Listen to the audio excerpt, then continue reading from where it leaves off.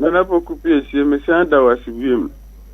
Ubusa na ntwi na moewo forest nim hawa mo de bread e doso. Atim prebebre no ye papa nom ne ye maame nom a ewo sunya no west. Ye nim se adwuma kese e wo ha e ku adwuma. Nti omo kodo omo bayire omo banchi a na fulani fu agya mo na mo ma ba behye omo banchi no. Mira duru se bi anka ubetidi abakrum abeton anya bibi kakra de ato ho no. Ubekọ na omo akose no. Ani ya wo mkura kese ni se ubekọ no unhu nipa kura ye no mo apotin. Ubedi mo na namo na chi akoba bi omo da. Ubeti akwa ko hu se ye mo we potin so na omo dina se enye omo mboa.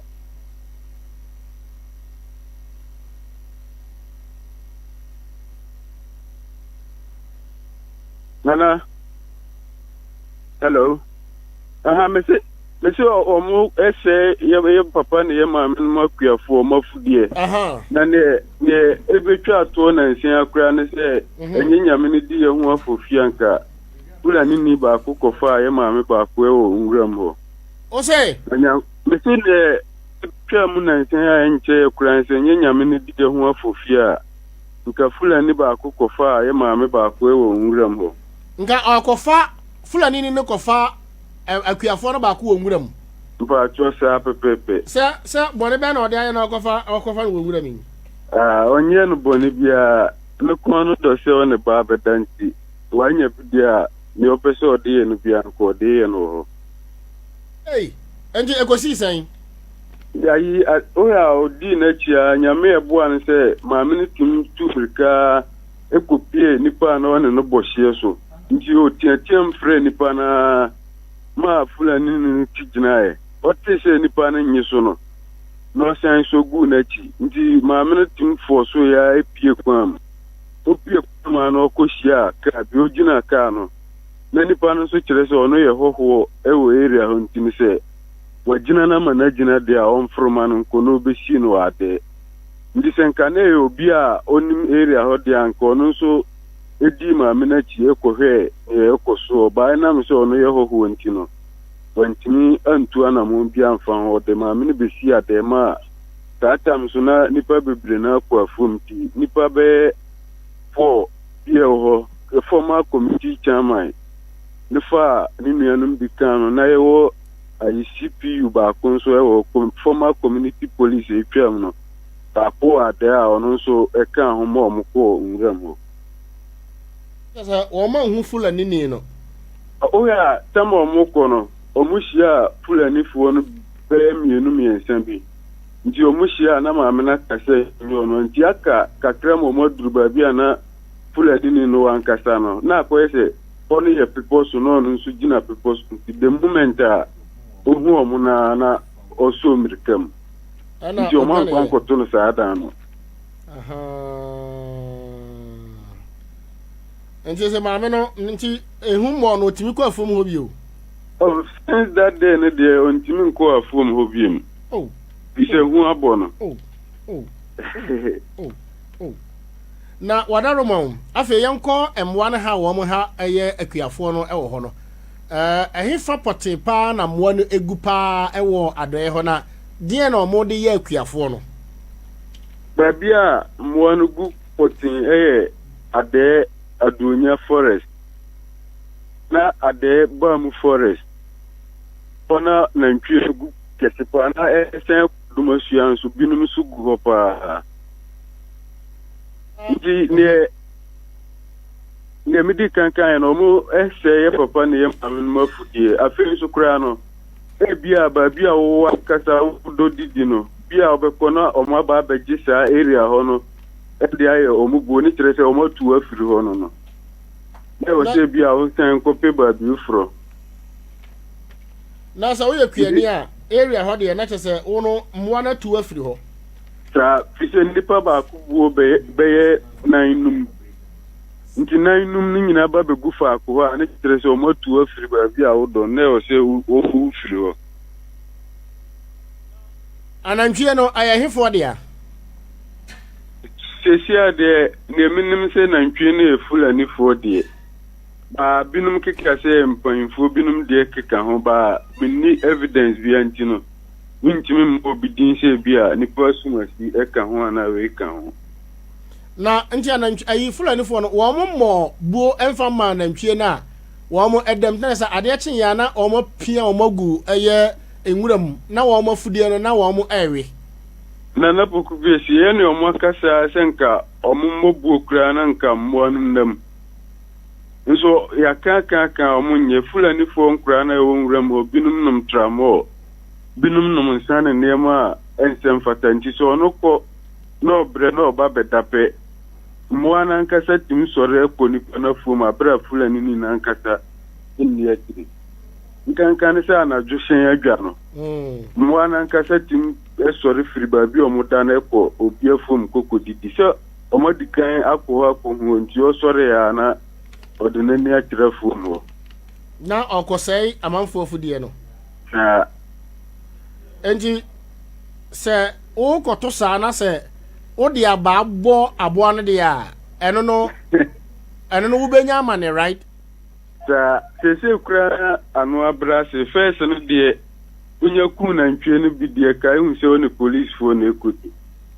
ebi kura ha obitim mi braba ko ekoku na ntwe no bi shama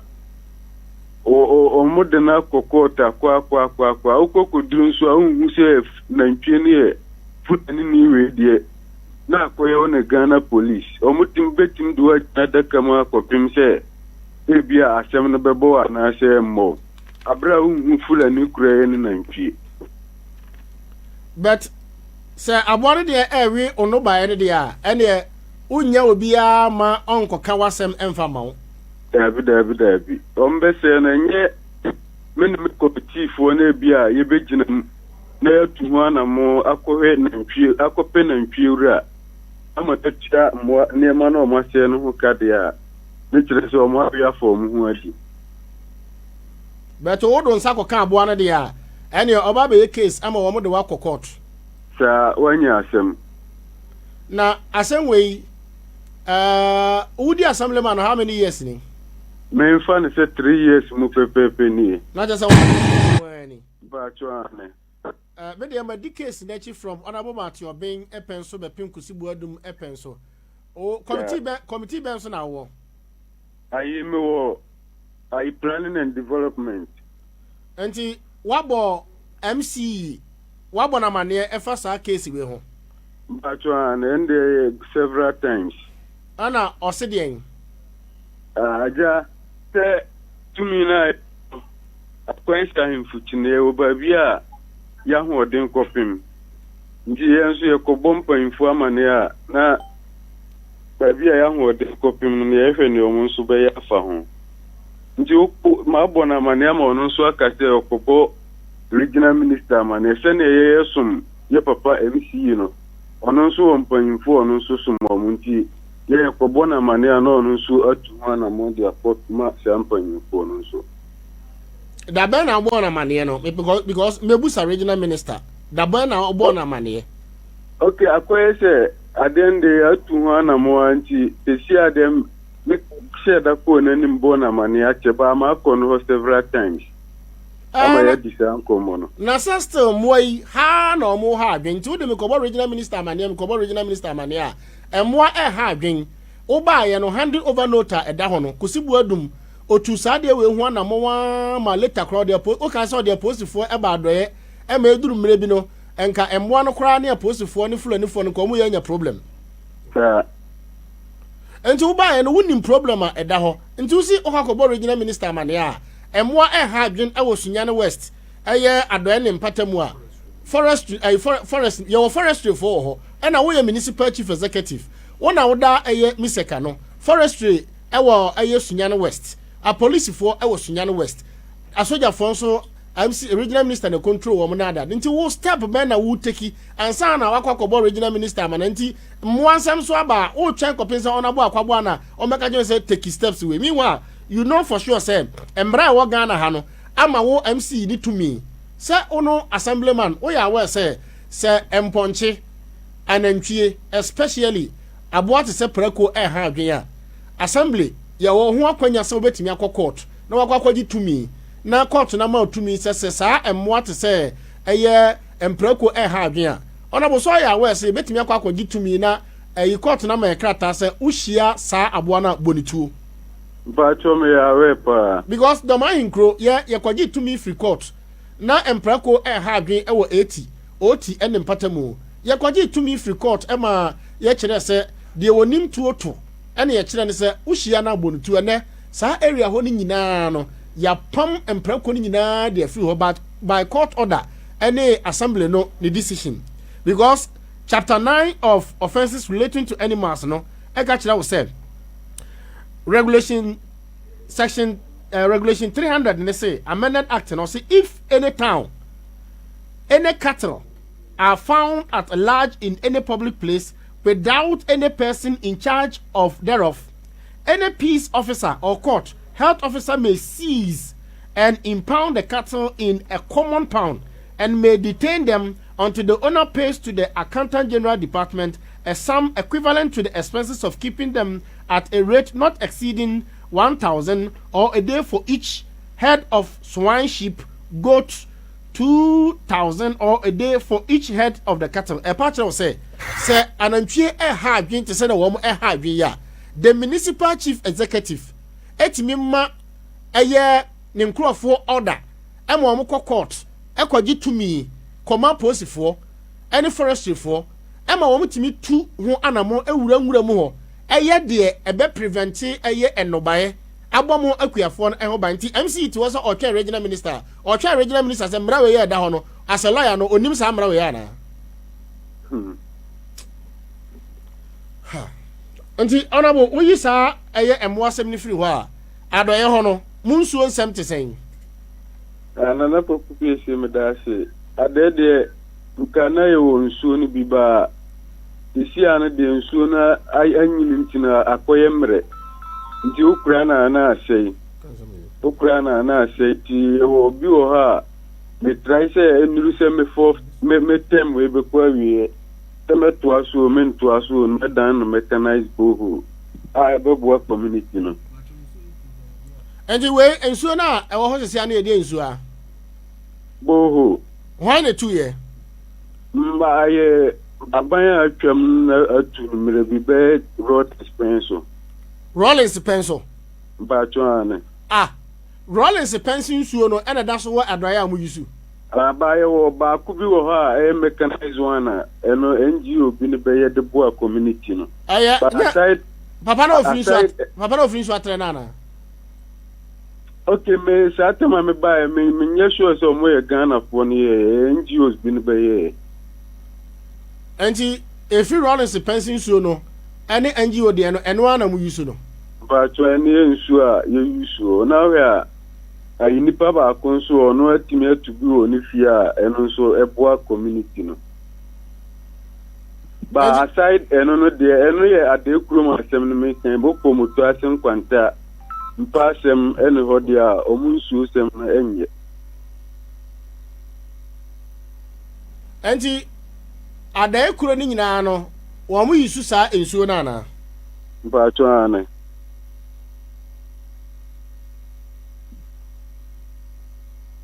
enti odi wani bu a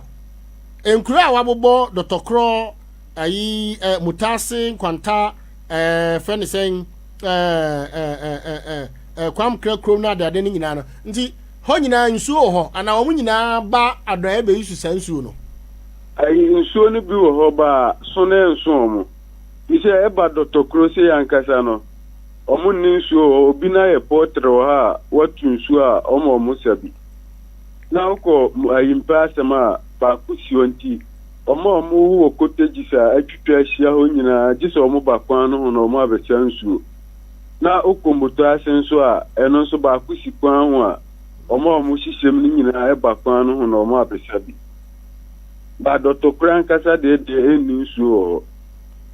nti dotokrafo eni nsuo tabi nti obi dia watu a eboa community no nti wamo ya den nanum nsuo ena medi kan se obi atu obi a supporter aye porter ha watu nsuo no bi wo na nyame aka nipa na kuma oma mu ntem wo na sabi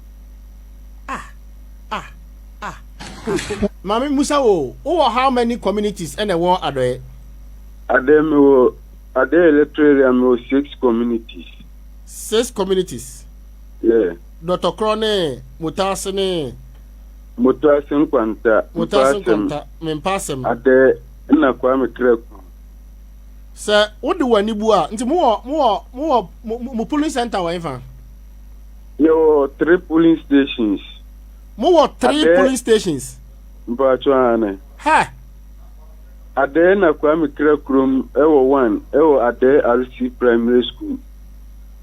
na Mutase ewo baako na Dr. Kro Mutase nkwanta mpasem so ewo baako a ewo mpasem and the more 3 polling stations and this what do any bua in terms of development the ya minyi enkwada emfrim say kuro kakraka we ya oboso we ni nsuo no say what do any bua ade community na ade kuro na mukita 6 communities no what do any bu nkura ene mpanifo a mododo ya be sen me de madwin bua ya be 2000 plus o say 2000 plus adoye kuro na mukita 6 communities no mo ye be 2000 plus ba chosa enkwada ene mpanifo ne nkokrafo nyina ta ba sa wode wani bu a wo me to aba no eye be sen omo to aba no me fa no be 1000 ise moto ase ba enu mama wan ka problem ni afa so biem ka kwana ka de me ka ti ya de ba bridge na omo bu ni house wan ka problem mama wan ka problem bridge na ko video bu no as an assemblyman no wa bona mane okay no ka de na ka no masi masi ntina mata de we ko so no no formen no better me no mo di hu ko mo mprebe enti odi wani bu aye adoye ne mpatamu a in terms of foodstuffs edem pa na mode bre aye Sunyane West Assembly no enya so emfaso a generate IGF ye dika abro ise dabia no tia ankofa abro bia no be kia be nan o say me se dabia kia ankofa abro kura no kia ya she abro botom ankokura no e ko be mpre nan aba ko kia ba ku bia mfa kura no be ete bags de obinyafa yeah kia ba ku timfa 80 bags into the multiplier not just 80 by 3 every day. Ha. You see, Oko, the master number 1. You big market. Homa. In your brain for Brunibun, so na grocery at them to say, any Kwame Krakrum about the beer. Anna. Makwan any munsuo any mo bobia na motebia mutim e wo krono population of about 2000 no. Yeah. Wadaroma honorable MC otia konwa so no. Ye de ni si mo de ni si akonwa so by assembly members no officially no waba adoe as familiarization tour abetie de wo kan nyina. But about 2 times. Obeye den. First one on a yemame MP ne bae ebeda asise to abadema en edikan odikan ba ho ede no ho bekire community no the MC a nyame adom yanya no foforo no na ne eto su biem na ye mame MP thank you to na one no bae enu atikura no wasen atwam ho be 2 times akọ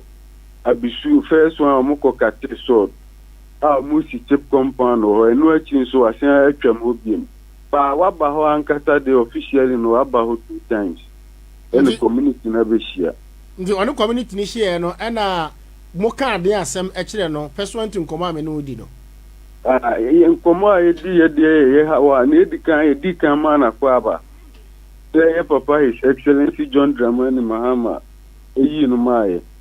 na yɛde hawa ɛwɔ saa nsuo sɛm ayi na ntwisɛm ne yakwan ɛto n'anim. No ka saying. Say afei no mo de na sisu ntine ono so be ya ye ho beto ye bia no be ye de aboa ye. I about us no how many weeks ni? Oh, me fan say every week, a month. Oba hobe oba thank you to ne MP ba ye no. A mo ka sa ne kire no. Wo de wani bu abosome dodo be sen ni. Be bosome sia biaba. Na just last year ho asem na wo kan yo. Ba cho last year. Ena amongst problem no edin ena waye ewo adaye ho amongst problem na mo ka kire no no. Oh, ayi problem me fan say ne waye one machines are atwikwan no so amaye. Na two. Nsan de two na nim say ye chip compound o ye ni boho ho. Afin so no mponche omonto ho mfa mponche eja omunan ho ehye ho a sisia no wa show me say nche betubo ho ni bi ho de ama chip compound no nji anamu ameka say sia mahu se watu afa hawa e betu na nim no ho no. But mo major problem pa de eye akwan no ene emo asem no. Yeah. Okay. Na oka eburo no wo ya we say na no eye domahene awu adumase manhene odumase number 1 acting ene ohima wo mo eko eye yefrewo simple eko kate sword a wo mbe bie factory bi a wo mo de aburo ene niema eba be ye niema bebre ewo Sunyane West de what is asem no Ba cho ma mete ho asem na kire mo se munya kwampapa na o ka se every day bia no kia etimi fa 80 bags of aburo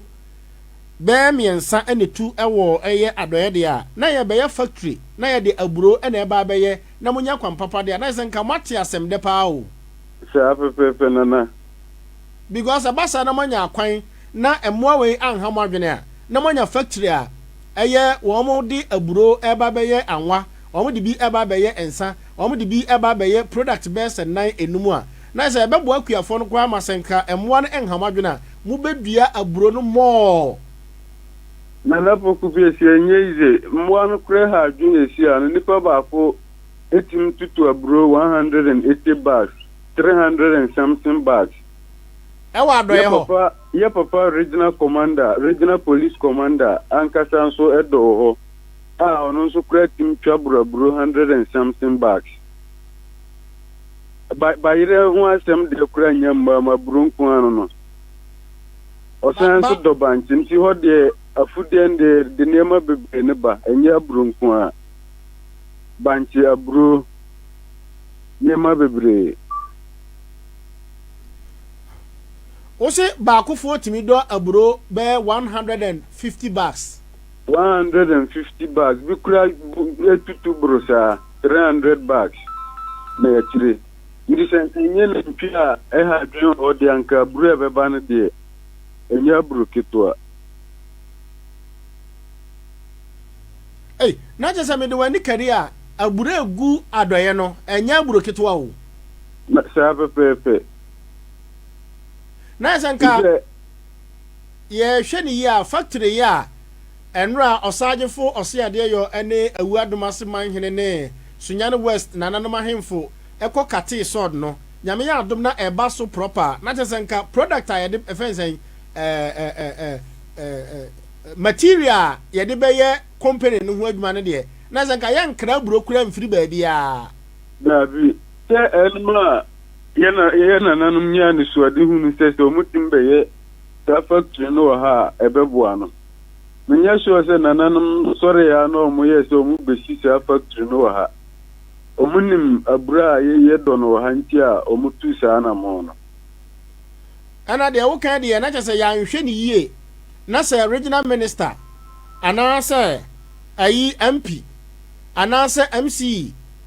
anteki proper steps na se emmoa no koso eha adwene a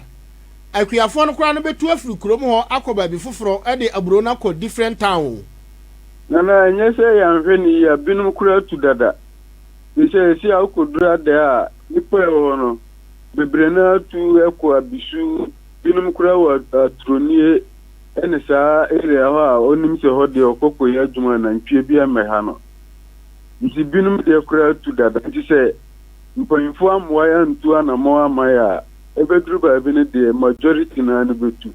gise na ebi a ono ye wo na de anase memfa nse wabo asetena ho ba obi a wa na dwen se obedipa e de akono krom de obetu akọ gise nipa no ba bedipa pesika na se kana obepe no so na emwa na se na chi na obehyen akọ na se company na factory na ye ba be ye no se ya nhwe yi a daachi bi ya no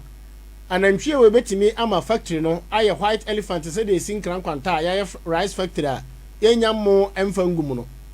sa anya sa de agi se kraburu free baby asam kakraka pa na ona bo kan sa no asi mate mebo MC ne regional minister amane na afei mwakwan ne basankania de wo ho o nkania ho na yenkania sem no famba bi nwie peye adoye enya adoye na ayi yeye mankania eba ho no omko bie portrait ho ha me ka se yempene mo mo bie portrait mo na sumu no sa wa light ho na community no ye pa bebre ho monya meters afen so kra no light pole no esikwa tia ye twuremba ko mienu a enkobiem ni kire so mo wo akire no bia de enya light no bi obi kura okuro na mfimfini so ne dan achi light pole ncio na tia atwa light no bi na no wabo MP ne MC amane amba twa na me free previous MP past MP okoye ye MC o twa mu nyina ma abo mu nyina ma ne de ho lectures akwa abre enti we no den na eso mo ye tell me den na eso mo ye okay me bo ye ma me MP amane ma o ma me tese si ano lighting mo ye ne ye area light pole bi anko kura ti se community sa light ni bi anko di kwa me kra krom se wa ma me electrical post a me dia koguo sesi a ye kasai nyambo a nchempo info be ba na anamon bi o se o mutufa ho no o ma tunti me bompa se nyame mbo na ayi post na ye de be di juma ho no pinka na men supply no ade ba o tan bo mama ne se nyame bo a extension beba ba we ne de ye community sankasa o mo nya light